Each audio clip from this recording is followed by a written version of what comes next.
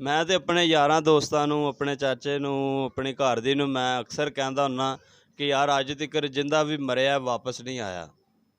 कोई दुनिया ते ऐसा बंदा है साबित करावे कि जिंदा मरिया होवे ते वापस आ गया होवे। ते ओह मेरे मालक दा लख ते करोड़ वारी शुक्र है। मेरी जन्नत, मेरी माँ, मेरियां सारियां खुशियां मैनूं मिल गईयां ने। मैं बड़ा शुक्र अदा करना, मैं बड़ा खुश हैगा। मेरी माँ जी है मेरी। रियल पाकिस्तान की वीडियोस को देखने के लिए सब्सक्राइब कीजिए और बेल आइकन को दबाना मत भूलिएगा ताकि हमारी वीडियोस आप तक सबसे पहले पहुंचें। बस एक खुदा नहीं होती वरना माँ क्या नहीं होती। जी अस्सलाम वालेकुम नादरीन, मैं हूं आपका मेज़बान फ़िदा फ़ारूकी और आप देख रहे हैं रियल पाकिस्तान। आज हम एक ऐसी माँ जी के पास मौजूद हैं जो आज से 25 साल पहले घर से निकली और रास्ता भटक गई। 25 साल बाद ये माँ जी घर वापस आई।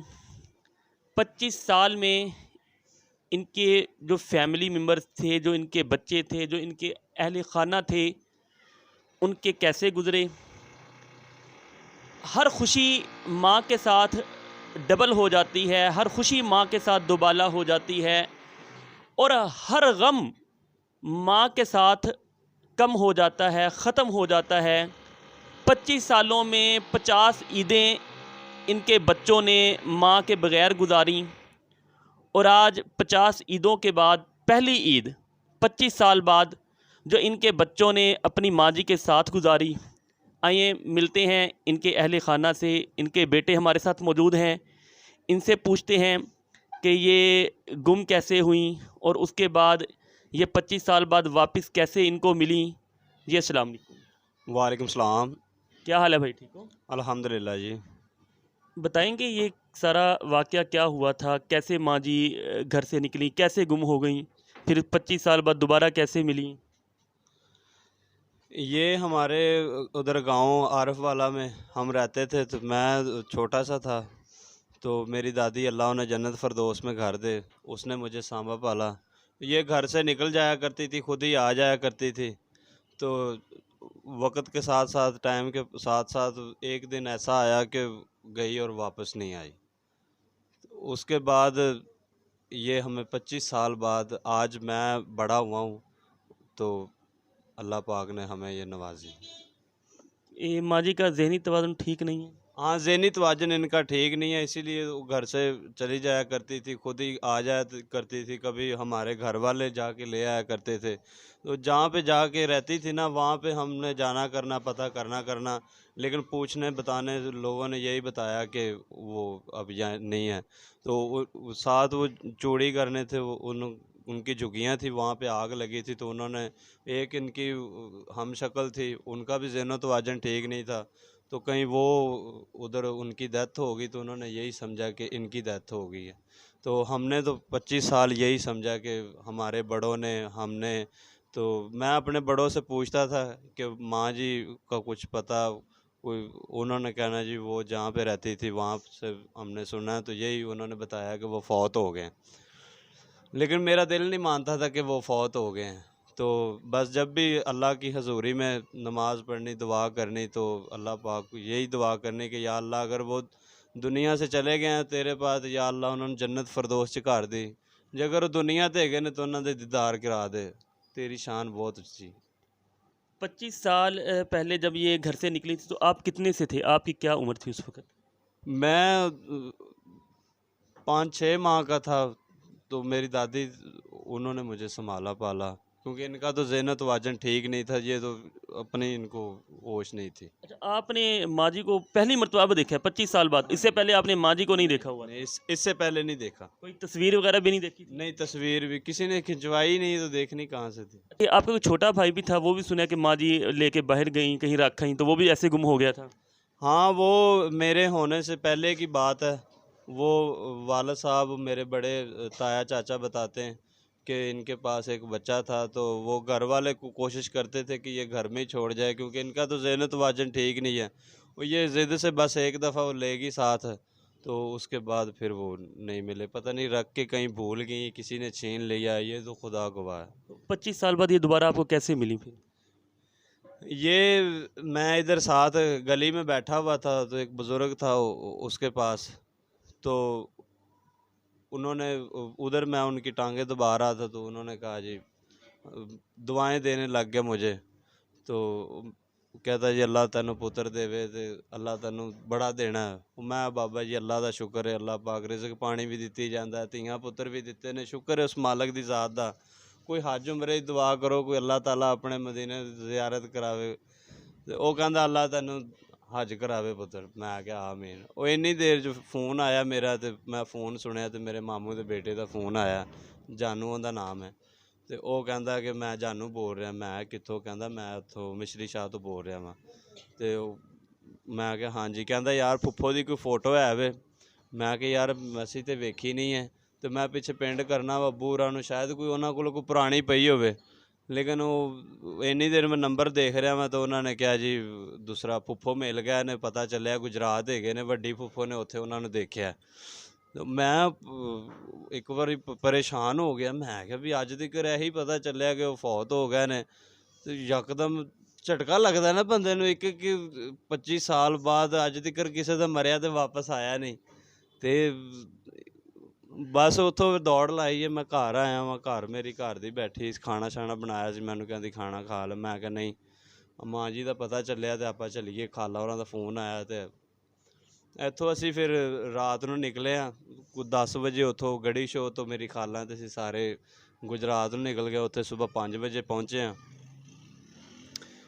ਉੱਥੋਂ ਫਿਰ ਮੇਰੀ ਵੱਡੀ ਖਾਲਾਂ ਆ ਗਈ। ਉਹਨਾਂ ਨੇ ਕਿਹਾ ਕਿ ਬਾਜ਼ਾਰ ਵੀ ਬੰਦ ਹੈ, ਥਾਣਾ ਵੀ ਬੰਦ ਹੈ। ਤੇ ਉਹ ਪਤਾ ਚੱਲਿਆ ਕਿ ਥਾਣੇ ਦੇ ਵਿੱਚ ਰਹਿੰਦੇ ਨੇ। ਤੇ ਅਸੀਂ ਘਰ ਚਲੇ ਗਏ ਤੇ ਉੱਥੇ ਖਾਣਾ ਪੀਣਾ ਖਾਧਾ, ਬੈਠੇ ਹਾਂ ਤੇ ਸਾਰੇ ਥੱਕੇ ਟੁੱਟੇ ਹੋਏ ਸੀ, ਸੌਂ ਗਏ ਨੇ। ਮੰਮੀ ਸੁੱਤਾ ਮੈਂ, ਲੇਕਿਨ ਮੈਨੂੰ ਨੀਂਦ ਨਹੀਂ ਆਈ। ਸੁਬਾਹ ਦਾ ਟਾਈਮ ਹੋਇਆ 6-7 ਵਜੇ ਦਾ ਤੇ ਮੈਂ ਉਹਨਾਂ ਨੂੰ ਕਿਹਾ, ਮੈਂ ਕਿਹਾ ਚਲੋ ਵੀ 8 ਵੱਜ ਗਿਆ, 9 ਵੱਜ ਗਿਆ, 10 ਵੱਜ ਗਿਆ, ਚੱਲੀਏ ਮਾਂ ਜੀ ਨੂੰ ਲੈਣਾ। ਅੱਲਾਹ ਤਾਲਾ ਦੀ ਕੁਦਰਤ ਦਾ ਨਿਜ਼ਾਮ ਹੈ, ਉਹ ਬਿਹਤਰ ਜਾਣਦਾ ਹੈ ਕਿ ਕਿਉਂ ਨਹੀਂ ਨੀਂਦ ਆਈ। ਖਰੇ ਮੈਨੂੰ ਆਪਣੀ ਚਾਹਤ ਹੈਗੀ ਸੀ ਮਾਂ ਨੂੰ ਮਿਲਣ ਦੀ, ਇਸ ਦੀ ਵਜ੍ਹਾ ਤੋਂ ਨੀਂਦ ਨਹੀਂ ਆਈ। ਸਾਨੂੰ ਖੁਸ਼ੀ ਨਾਲ ਵੀ ਨੀਂਦ ਨਹੀਂ ਆਉਂਦੀ ਨਾ। ਖੁਸ਼ੀ ਨਾਲ ਵੀ ਨੀਂਦ ਨਹੀਂ ਆਉਂਦੀ।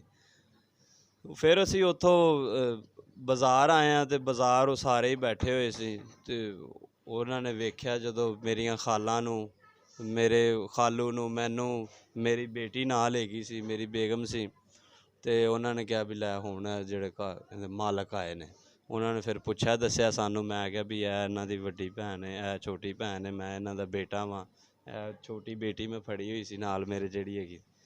ਤੇ ਫਿਰ ਉਹਨਾਂ ਨੇ ਇੱਕ ਮੁੰਡਾ ਉੱਧਰ ਘਲਾ ਤੇ ਇੱਕ ਉੱਧਰ ਘਲਾ ਤਾ। ਉਹਨਾਂ ਕਿਹਾ ਦੇਖ ਕੇ ਆਓ ਵੀ ਉਹ ਫਲਾਣੇ ਅੱਡੇ 'ਤੇ ਬੈਠੀ ਹੋਣੀ ਚਾਹ ਪੀਣੀ। ਇਹ ਸਿਰਫ ਚਾਹ ਪੀਂਦੀ ਸੀ ਉੱਥੇ ਤੇ ਜਾਂ ਆਪਣਾ ਸਿਗਰਟ ਸੁਗਰਟ ਪੀਂਦੀ ਸੀ ਬਸ। ਤੇ ਉਹ ਜਦੋਂ ਫਿਰ ਉਹ ਮੁੰਡੇ ਲੈ ਕੇ ਆਏ ਨਾ ਤੇ ਬੜੀ ਭੈੜੀ ਹਾਲਤ ਹੋਈ ਸੀ ਇਹਨਾਂ ਦੀ। ਮਤਲਬ ਜਿਸ ਤਰ੍ਹਾਂ ਜ਼ਿਹਨ ਤਵਾਜ਼ਨ ਨਹੀਂ ਨਾ ਠੀਕ ਹੁੰਦਾ, ਇਸ ਤਰ੍ਹਾਂ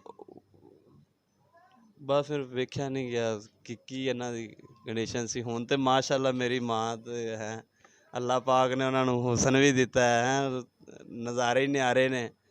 ਕਰ ਸੇਵਾ ਤੇ ਖਾ ਮੇਵਾ, ਸ਼ੁਕਰ ਅੱਲਾਹ ਪਾਕ ਦਾ।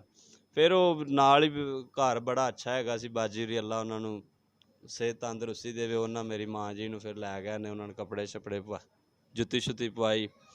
ਫਿਰ ਉਹ ਥਾਣੇ ਲੈ ਗਏ ਨੇ। ਥਾਣੇ ਉਹਨਾਂ ਨੇ ਸਾਰੀ ਜਿਹੜੀ ਉਹਨਾਂ ਦਾ ਹਿਸਾਬ ਕਿਤਾਬ ਹੁੰਦਾ, ਇਨਕੁਆਇਰੀ ਕੀਤੀ, ਸ਼ਨਾਖਤੀ ਕਾਰਡਾਂ ਦੀ ਫੋਟੋ ਕਾਪੀਆਂ, ਪਤਾ ਸ਼ਤਾ ਸਾਰਾ ਲਿਖਿਆ।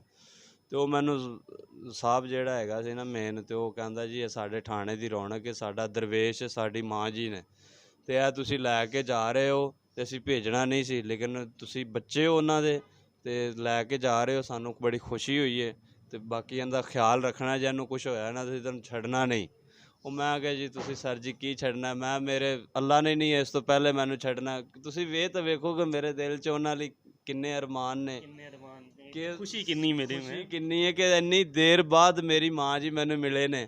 ਤੇ ਤੁਸੀਂ ਇਹ ਗੱਲ ਕਰ ਰਹੇ ਹੋ, ਮੇਰੇ ਅੰਦਰ ਤੇ ਵੜ ਕੇ ਵੇਖੋ ਕਿ ਦਿਲ ਦੀ ਕੀ ਹਾਲਤ ਚੱਲ ਰਹੀ। ਤੇ ਪਹਿਲਾਂ ਤਾਂ ਤੁਹਾਨੂੰ ਯਕੀਨ ਹੀ ਨਹੀਂ ਆਇਆ ਹੋਣਾ ਕਿ ਤੁਹਾਡੇ ਦਿਨ ਵਿੱਚ ਐਸੀ ਕਿ ਮਾਂ ਜੀ ਫੌਤ ਹੋ ਗਏ ਨੇ। ਹੈ ਇੱਕੋ ਦਮ ਖਬਰ ਮਿਲੀ ਜੀ ਮਾਂ ਜੀ ਜ਼ਿੰਦਾ ਨੇ ਤੇ ਮੌਜੂਦ ਨੇ। ਖਬਰ ਮਿਲੀ ਬਿਲਕੁਲ। ਮੈਂ ਤੇ ਆਪਣੇ ਯਾਰਾਂ ਦੋਸਤਾਂ ਨੂੰ, ਆਪਣੇ ਚਾਚੇ ਨੂੰ, ਆਪਣੀ ਘਰ ਦੀ ਨੂੰ ਮੈਂ ਅਕਸਰ ਕਹਿੰਦਾ ਹੁੰਦਾ ਕਿ ਯਾਰ ਅੱਜ ਤੱਕ ਜਿੰਦਾ ਵੀ ਮਰਿਆ ਵਾਪਸ ਨਹੀਂ ਆਇਆ। ਕੋਈ ਦੁਨੀਆ 'ਤੇ ਐਸਾ ਬੰਦਾ ਹੈ ਸਾਬਤ ਕਰਾਵੇ ਕਿ ਜਿੱਦਾਂ ਮਰਿਆ ਹੋਵੇ ਤੇ ਵਾਪਸ ਆ ਗਿਆ ਹੋਵੇ।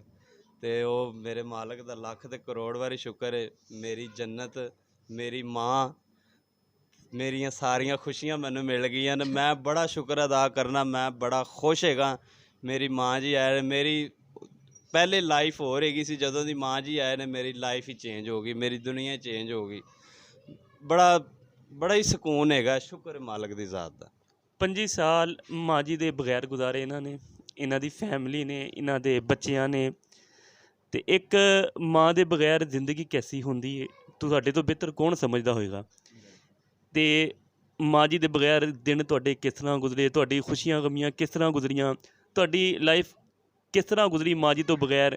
ਤੇ ਹੁਣ ਮਾਂ ਜੀ ਤੋਂ ਬਾਅਦ ਤੁਹਾਡੀ ਲਾਈਫ ਕੈਸੀ ਗੁਜ਼ਰ ਰਹੀ। ਮਾਂ ਜੀ ਤੋਂ ਬਾਅਦ ਮਿਲਣ ਤੋਂ ਬਾਅਦ ਹੁਣ ਪਹਿਲੀ ਈਦ ਤੁਸੀਂ ਵੇਖੀ ਹੈ 25 ਸਾਲ ਬਾਅਦ। ਤੇ ਹੁਣ ਈਦ ਕੈਸੀ ਰਹੀ ਤੁਹਾਡੀ, ਕੀ ਖੁਸ਼ੀ ਸੀ ਈਦ ਸੀ, ਕਿਸ ਤਰ੍ਹਾਂ ਗੁਜ਼ਾਰੀ ਈਦ। ਬੜੀ ਜ਼ਬਰਦਸਤ ਈਦ ਗੁਜ਼ਰੀ ਹੈ, ਸ਼ੁਕਰ ਹੈ ਮਾਲਕ ਦੀ ਜ਼ਾਤ ਦਾ, ਲੱਖ ਲੱਖ ਸ਼ੁਕਰ ਹੈ। ਅੱਛਾ, ਇਹ ਮਾਂ ਜੀ ਪਛਾਣਦੇ ਨੇ ਤੁਹਾਡੇ ਸਾਨੂੰ ਸਾਰਿਆਂ ਨੂੰ।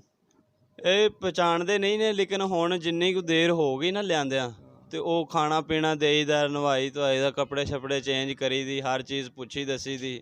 ਗੱਲ ਉਹਨਾਂ ਦੇ ਦਿਲ 'ਚ ਪਤਾ ਨਹੀਂ ਆਈ ਹੈ ਜਾਂ ਨਹੀਂ ਆਈ, ਉਹਨਾਂ ਦੇ ਬੇਟੇ ਨੇ। ਲੇਕਿਨ ਇੱਕ ਅਸੀਂ ਤਾਂ ਇਹੀ ਸੋਚਦੇ ਨਾ ਕਿ ਉਹ ਕਹਿੰਦੀ ਹੋਣੀ ਵੀ ਆਹ ਚੰਗੇ ਬੰਦੇ ਹੈਗੇ ਨੇ ਜਿਹੜੀ ਸਾਡੀ ਖਿਜੁਤ ਕੀਤੀ ਰੱਖਦੇ ਨੇ, ਲੇਕਿਨ ਸਾਨੂੰ ਤਾਂ ਪਤਾ ਨਾ ਕਿ ਸਾਡੀ ਮਾਂ ਜੀ ਨੇ। ਮਾਂ ਜੀ ਤੁਹਾਡੀ ਗੱਲ ਸਮਝਦੇ ਨੇ ਜੋ ਗੱਲ ਕਰਦੇ ਹੋ ਜਾਂ ਨਹੀਂ, ਜਾਂ ਕੁਝ ਬੋਲਦੇ ਨੇ ਤੁਹਾਡੇ ਨਾਲ, ਕੋਈ ਆਪਣੀ ਫਰਮਾਇਸ਼ ਵਗੈਰਾ ਰੱਖਦੇ ਨੇ ਤੁਹਾਡੇ, ਕੋਈ ਚੀਜ਼ ਚਾਹੀਦੀ ਹੋਵੇ, ਜ਼ਰੂਰਤ ਹੋਵੇ। ਹਾਂਜੀ ਬਿਲਕੁਲ, ਮੇਰੀ ਘਰ ਦੀ ਨੂੰ ਕਹਿ ਦੇਣਗੇ, ਮੇਰੇ ਚਾਚਾ ਜੀ ਹੈਗੇ ਨੇ ਉਹਨਾਂ ਨੂੰ ਕਹਿ ਦਿੰਦੇ ਨੇ, ਮੈਂ ਆਵਾਂ ਮੈਨੂੰ ਕਹਿੰਦੇ ਨੇ ਸ਼ਰਬਤ ਚਾਹੀਦਾ, ਬੋਤਲ ਚਾਹੀਦੀ ਏ, ਚਾਹ ਚਾਹੀਦੀ ਹੈ, ਰੋਟੀ ਚਾਹੀਦੀ, ਕੋਈ ਵੀ ਚੀਜ਼ ਚਾਹੀਦੀ ਹੋਵੇ, ਫਰੂਟ ਚਾਹੀਦਾ ਹੋਵੇ, ਉਹ ਖਰਬੂਜਾ ਮੰਗ ਲੈਂਦੇ ਨੇ, ਧਵਾਣਾ ਮੰਗ ਲੈਂਦੇ ਨੇ, ਕੋਈ ਵੀ ਸ਼ੈ ਹੋਵੇ ਉਹ ਖਾਣ ਪੀਣ ਵਾਸਤੇ ਮੰਗਦੇ ਨੇ, ਲੇਕਿਨ ਵੈਸੇ ਨਹੀਂ ਬੋਲਦੇ।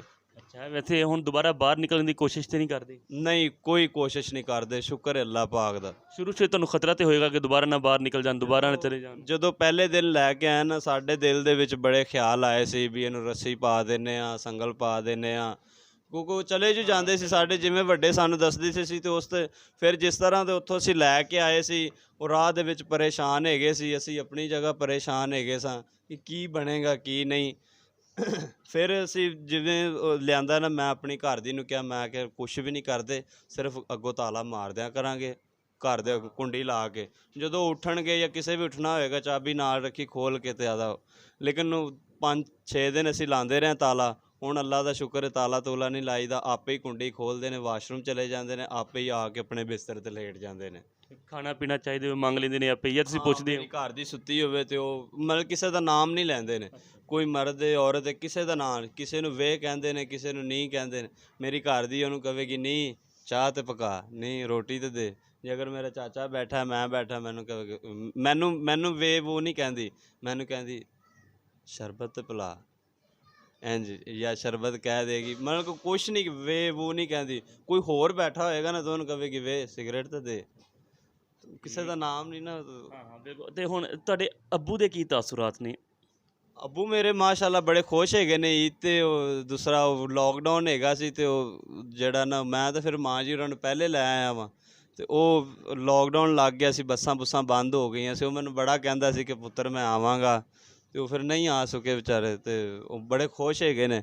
ਫਿਰ ਮੈਂ ਉਹਨਾਂ ਨੂੰ ਫ਼ੋਨ ਕੀਤਾ, ਮੈਂ ਕਿਹਾ ਮੈਂ ਮਾਂ ਜੀ ਉਹਨਾਂ ਦਾ ਇਲਾਜ ਕਰਵਾਉਣ ਲੱਗਿਆ ਵਾਂ, ਅਤੇ ਉਹਨਾਂ ਨੇ ਕੋਈ 2-3 ਬੱਕਰੀਆਂ ਬੁੱਕਰੀਆਂ ਰੱਖੀਆਂ ਨੇ ਨਾ, ਉੱਥੇ ਰੌਣਕ ਮੇਲਾ ਲਾਇਆ ਹੈ। ਅਤੇ ਮੈਂ ਕਿਹਾ ਮੈਂ ਜ਼ਰਾ ਇੱਕ ਬੱਕਰਾ ਵੇਚਣਾ ਤੁਹਾਡਾ, ਅਤੇ ਮੈਂ ਮਾਂ ਜੀ ਦਾ ਇਲਾਜ ਕਰਾਉਣਾ, ਅਤੇ ਪੈਸੇ ਲਓ। ਕਹਿੰਦਾ ਪੁੱਤਰ ਸਾਰਾ ਕੁਝ ਹੀ ਵੇਚ ਦੇ ਤੂੰ, ਉਹਦੇ ਤੋਂ ਵੱਧ ਕੇ ਮੈਨੂੰ ਕਿਹੜੀ ਚੀਜ਼। ਕਹਿੰਦਾ ਮਾਂ ਦੀ ਸੁਣਾ ਆਪਣੀ। ਮੈਂ ਠੀਕ। ਮੋਬਾਇਲ ਕੰਨ ਨੂੰ ਲਾਈ ਰੱਖਿਆ, ਫਿਰ ਹੱਸਦੇ ਰਹੇ ਨੇ। ਹਾਂ, ਮਾਂ ਜੀ ਨੇ ਈਦ ਇੱਥੇ ਗੁਜ਼ਾਰੀ ਕਿ ਪਿੰਡ। ਮਾਂ ਜੀ ਉਹਨਾਂ ਨੇ ਇੱਥੇ ਈਦ ਗੁਜ਼ਾਰੀ। ਮਾਂ ਜੀ ਈਦ ਤੋਂ ਪਹਿਲੇ ਹੀ ਇੱਥੇ ਆ ਗਿਆ ਸੀ।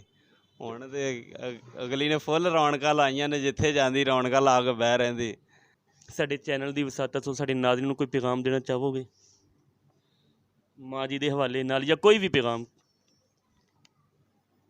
ਮੇਰੇ ਭੈਣਾਂ ਅਤੇ ਭਰਾਓ, ਮੇਰੇ ਜਿੰਨੇ ਵੀ ਅਜ਼ੀਜ਼ ਹੈਗੇ ਨੇ, ਆਪਣੇ ਭੈਣ ਭਰਾ ਨੇ, ਰਿਸ਼ਤੇਦਾਰ ਨੇ, ਗੈਰ ਨੇ, ਮੁਲਖੋਂ ਬਾਹਰ ਨੇ, ਮੁਲਕ ਦੇ ਅੰਦਰ ਨੇ, ਪਾਕਿਸਤਾਨ ਦੇ ਅੰਦਰ ਨੇ, ਮਾਂ ਬਾਪ ਅੱਲਾਹ ਪਾਕ ਨੇ ਸਭ ਤੋਂ ਵੱਡੀ ਨਿਅਮਤ ਮਾਂ ਬਾਪ ਦਿੱਤੀ। ਮੇਰੇ ਭੈਣੋ ਭਰਾਓ, ਅਤੇ ਮਾਂ ਬਾਪ ਦੀ ਖਿਦਮਤ ਕਰੋ, ਸੇਵਾ ਕਰੋ। ਸਭ ਤੋਂ ਵੱਡਾ ਮੇਵਾ ਵੀ ਹੈ ਅਤੇ ਸਭ ਤੋਂ ਵੱਡੀ ਦੌਲਤ ਵੀ ਹੈ। ਜਿੰਨੀ ਸੇਵਾ ਕਰ ਸਕਦੇ ਜੇ ਕਰ ਲਓ, ਥੋੜ੍ਹੀ ਹੈਗੀ ਜੇ ਜਿੰਨੀ ਕਰ ਸਕਦੇ ਜੇ। ਕਿਉਂਕਿ ਮੈਨੂੰ ਤਾਂ 25 ਸਾਲ ਬਾਅਦ ਮੇਰੀ ਮਾਂ ਮਿਲੀ ਹੈ ਨਾ, ਮੈਂ ਲੋਕਾਂ ਦੀਆਂ ਮਾਵਾਂ ਨੂੰ ਇੰਨੇ ਦਰਜੇ ਦਿੱਤੇ ਨੇ, ਸ਼ਾਇਦ ਅੱਲਾਹ ਪਾਕ ਨੇ ਉਹਨਾਂ ਦੀਆਂ ਦੁਆਵਾਂ ਨਾਲ ਮੇਰੀ ਮਾਂ ਆਪਣੀ ਮੈਨੂੰ ਮਿਲਾਈ ਹੈ। ਅਤੇ ਮੇਰੇ ਭੈਣ ਭਰਾਓ ਜਿੰਨੇ ਵੀ ਮੈਨੂੰ ਸੁਣ ਰਹੇ ਜੇ, ਤੁਹਾਡੇ ਅੱਗੇ ਰਿਕੁਐਸਟ ਹੈ, ਮਿਹਰਬਾਨੀ ਹੈ ਤੁਹਾਡੀ, ਆਪਣੇ ਮਾਂ-ਬਾਪ ਦੀ ਸੇਵਾ ਕਰੋ, ਖਿਦਮਤ ਕਰੋ, ਸਾਰੀ ਰਾਤ ਉਹਨਾਂ ਦੇ ਕੋਲ ਬੈਠਾ ਕਰੋ, ਉਹਨਾਂ ਨਾਲ ਦੁੱਖ ਸੁੱਖ ਸ਼ੇਅਰ ਕਰਿਆ ਕਰੋ। ਮਿਹਰਬਾਨੀ ਹੈ, ਦਿਲੀ ਰਿਕੁਐਸਟ ਹੈਗੀ ਤੁਹਾਨੂੰ, ਜਿੰਨੇ ਵੀ ਮੇਰੇ ਭੈਣ ਭਰਾ ਮੈਨੂੰ ਸੁਣ ਰਹੇ ਨੇ, ਆਪਣੇ ਮਾਂ-ਬਾਪ ਦੀ ਸੇਵਾ ਕਰੋ, ਖਿਦਮਤ ਕਰੋ। ਇਹ ਉਹ ਬਾਗ ਹੈਗੇ ਜੇ ਜਿਨ੍ਹਾਂ ਨੂੰ ਪਾਣੀ ਸ਼ਾਣੀ ਨਾ ਲੱਗੇ ਤਾਂ ਸੁੱਕ ਜਾਂਦੇ ਨੇ, ਮੁਰਝਾ ਜਾਂਦੇ ਨੇ। ਇਹਨਾਂ ਨੂੰ ਪਾਣੀ ਲਾਓ, ਇਹਨਾਂ ਦੀ ਸੇਵਾ ਕਰੋ। ਇਹਨਾਂ ਕੋਲੋਂ ਇੱਥੇ ਹੀ ਮੇਵੇ ਸੇਵੇ ਸਾਰਾ ਕੁਝ ਇੱਥੇ ਹੀ ਹੈਗਾ, ਖਾਓ ਜਿੰਨਾ ਤੋੜ ਕੇ ਖਾ ਸਕਦੇ ਹੋ। ਮਿਹਰਬਾਨੀ ਮੇਰੇ ਭਰਾਓ, ਆਪਣੇ ਮਾँ-बाप ਦੀ सेवा करो। माशाल्लाह, बड़ा प्यारा मैसेज, बहुत अच्छा पैगाम। और ये जो इन्होंने मैसेज दिया है ना, मेरे ख़्याल में ये मैसेज, ये पैगाम इनसे बेहतर शायद ही कोई समझता हो। जिस शख्स ने 25 साल अपनी माँ के बग़ैर गुजारे और 25 साल बाद पहली मरतबा अपनी माँ जी को देखा और माँ जी के साथ ईद गुजारी, जो आप इनकी गुफ्तगू सुन रहे थे, जिस दर्द से ये बात कर रहे थे, इनकी आवाज़ यहाँ से नहीं निकल रही थी, यहाँ से निकल रही थी। और इससे बेहतर माँ जी की कदर व कीमत और माँ जी के साथ खुशी गमी और कोई नहीं समझ सकता होगा कि जिस शख्स ने 25 साल बाद माँ जी को देखा और 25 साल बाद अब वो माँ जी के साथ अपनी लाइफ गुजार रहे हैं।